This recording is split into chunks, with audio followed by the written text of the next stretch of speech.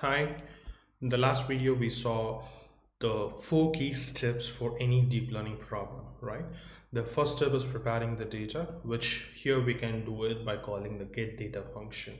The get data function is responsible for preparing the data in a way that the computer understands. The second one is we discussed how do we get a model to train, right? And the get model function here does the exact thing. It returns you a model which can predict whether a particular image contains melanoma or not in our particular use case. The third step is training the model, which the fit function does. These are simple Python functions containing PyTorch codes, and we will be writing each of these functions from scratch. So do not worry if you do not understand or you're not expected to understand at this point of time if you're completely new to deep learning. Okay, so now let's start with the problem statement, right? What is the problem statement? The problem statement is identifying melanoma from a lesion image. What does it mean? What are we given, right? Let's look at that. What is the input and what is the target? That's the key point for most of the deep learning or supervised machine learning problems. What are supervised machine learning problems? So I'll try to explain some of the jargons like supervised machine learning or unsupervised machine learning whenever it arises. The supervised machine learning is where you have both training dataset and labels. What it means is I have image which says it has a skin photo, and I have a target which says that whether it has melanoma or not. Whenever I have a training dataset and a label dataset, it's called a supervised. Let's say if I don't have the label dataset and I'm trying to do something with this data, and it's called unsupervised learning. And a lot of research is happening in unsupervised learning, and the most stable field of deep learning is the supervised deep learning. And the problem that we are trying to solve today is supervised machine learning. It falls into supervised machine learning. If you're wondering why I'm using the word supervised machine learning as part of a deep learning course, because deep learning is itself a subset of the machine learning field. So now let's look at what data we have been given as an input. We have been given a table containing particular rows of patient ID, image names, and the targets. So the image name column that you can see here contains a particular file name, and we have a target which says whether the particular image is malignant or not. Malignant is whether the skin has got cancer or not. And we also have a lot of information about that particular image or a patient ID, like what gender he or she belongs to, what is his age, which part of the body the image was taken, like was it head or neck, and the height and width of the image. These are additional information.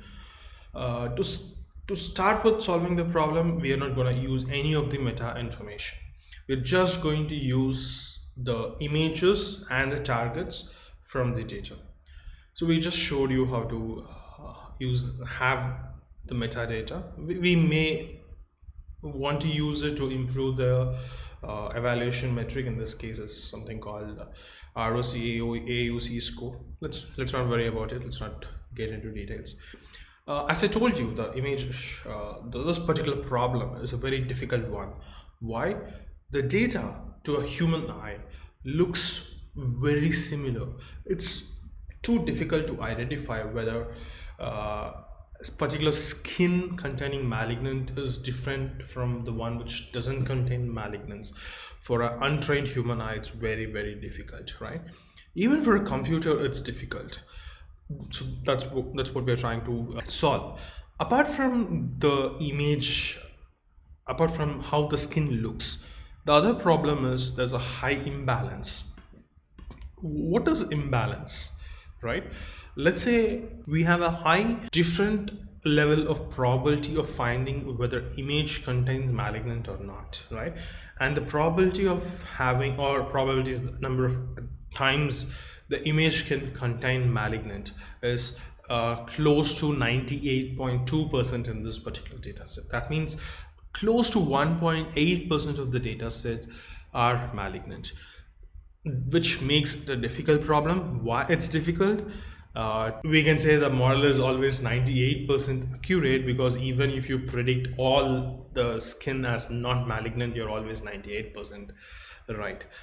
So these are some of the characteristics of this data that makes the problem more challenging, and let's try to solve this problem by using different techniques and some of the research that came in the last few years. One key important point of any deep learning problem, particularly supervised problems, is you hide some data from your training. You don't look at these data when you're training, and you use it only for evaluating. This is called validation data set. Okay, we will look how to create validation data set. There are simple ways of randomly keeping some part of data as validation data set, and there are different strategies that you can use. We will discuss about some of these strategies in a completely separate video, right? The second most important thing is how to make these data friendlier to computers and these modern GPUs. What do I mean by that? Machines don't see data the way we humans see. The machines look at the data as if they're a mattress, right? So let's look at how they actually see the data. So this is one example of an image, how a computer looks. What a computer looks in this image is a bunch of numbers of shape 256 comma 256 comma 3. 256 your height and width and the number of channels, which is often represented as RGB, red, green, blue, right? So what a computer sees, or in this case a PyTorch framework sees, is a matrix of 256 into 256 into 3 numbers, right? And a target variable of a list, or often this list is called as tensor in the deep learning world, which we said in the earlier videos. It's a nested list, and when we come to deep learning world in TensorFlow or PyTorch, we often call them as tensors, right? So let's play with these tensors with when we deal with or when we try to solve different problems in the coming videos, right? It's actually very important that we pass a batch of images and targets to the computer. Why? When I say computer, in deep learning world, we often end up using something called GPU or TPU. What is a GPU or a TPU? They are highly optimized to do one operation on several data points at once, right? What does it mean? It can do let's say a matrix multiplication operation on 100 data points or 64 data points the same time it takes for one data point. So they're very fast in doing the same thing on multiple data points very quickly. So what it means to us is we have to provide a bunch or a batch of images and targets. What does it mean? Instead of providing one image of size 256 256 3, we give 64 images of the shape 256 256 3.